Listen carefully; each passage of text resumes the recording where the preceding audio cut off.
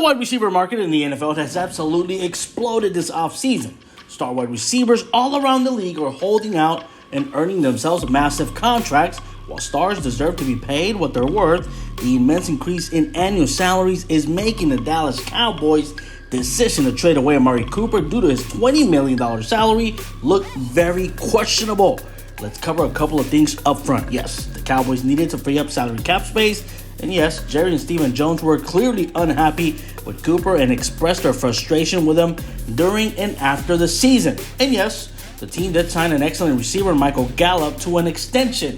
However, looking at the massive contracts out there, Cooper was likely worth $20 million.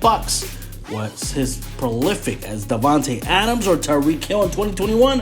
No, but he did have more touchdowns and fewer games than Terry McLaurin of the Washington Commanders, who just earned himself a 3-year, $71 million contract, making him worth over $23 million a year.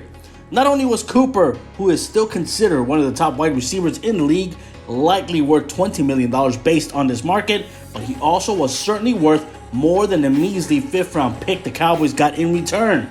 There are teams out there chomping at the bit and emptying their bank accounts for wide receivers, and the Cowboys only got a 5th-round draft pick. Not ideal. The recent wide receiver market boom makes the Cowboys' Amari Cooper trade look even worse. It doesn't even take into account the fact that it took the Cleveland Browns 1 week to figure out how to restructure Cooper's contract. On March 19th, Tom Pelissero reported that Cleveland restructured the wide receiver's contract by converting most of his $20 million base salary into a signing bonus. They added 2 void years and saved over $15 million on their 2022 salary cap. To make matters worse, it looks like the Cowboys front office cannot do something as simple as that. If the Cowboys did this, they could have saved $15 million, which was just $1 million less than what they gained by trading away Dak Prescott's favorite target. Keeping Amari Cooper was absolutely doable, and if there was a relationship issue that made the front office not want him on the roster, they at least should have tried to get away more in return for their first wide receiver.